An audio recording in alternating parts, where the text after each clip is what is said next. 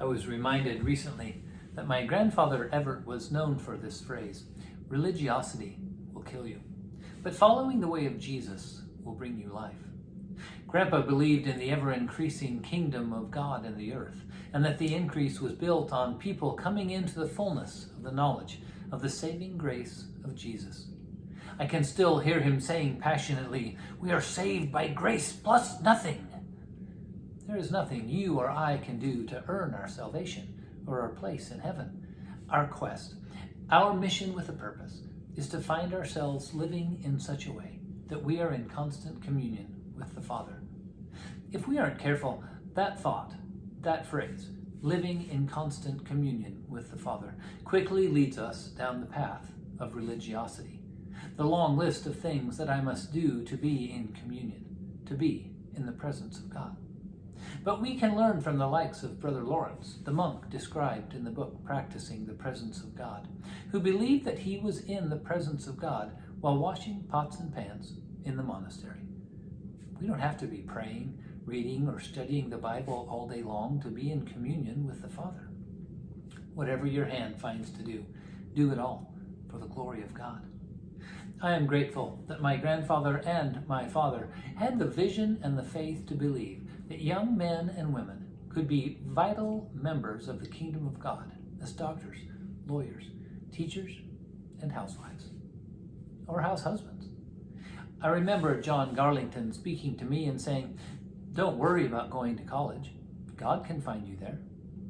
I am grateful for the freedom I found to choose to become an educator and spend 38 years in a variety of capacities learning to love on kids, learning to encourage parents and teachers, and believing that every day I was blessed to be called to that mission field. Honestly, there were days that it felt like cheating as I was blessed to walk the hallways and playgrounds of schools in communion with the Father. Franciscan Richard Rohr reminds us that the presence of God is available in all things at all times. We're not only in communion when we go to communion, we're in communion when we're driving to church. We're in communion when we're walking up the steps of the church. We're in communion when we're in nature. Rohr's fellow Franciscan, Jose Habde, shares that she learned from her mother that living was praying, and praying was living. She tried to pray her life. She expressed her prayer of gratitude in the way that she did everyday things. Jose says, "She told me many times, when you stir oatmeal, stir it slowly so you don't forget that oatmeal is a gift and that you don't take it for granted." You see, she made a prayer out of the way she stirred oatmeal, doing things prayerfully, praying without ceasing. That reflected her approach to prayer. As we read the Gospels, we find that Jesus was in constant communion with his Father and in constant conflict with the Pharisees and Sadducees. And much of the time, it was over this idea of religiosity.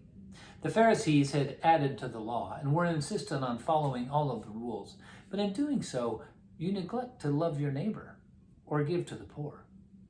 In fact, there are times when you don't even know who your neighbor is. When asked, "What is the greatest commandment?" Jesus was quick to respond.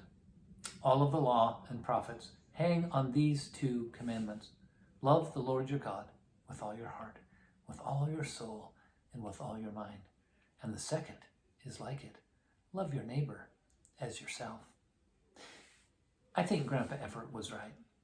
I think that religiosity will kill you, or at least it becomes a major distraction from you doing the things you should be doing.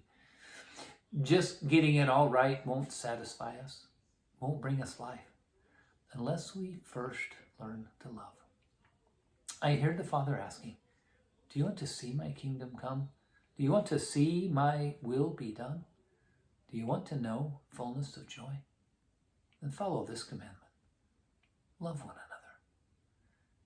Let it be so.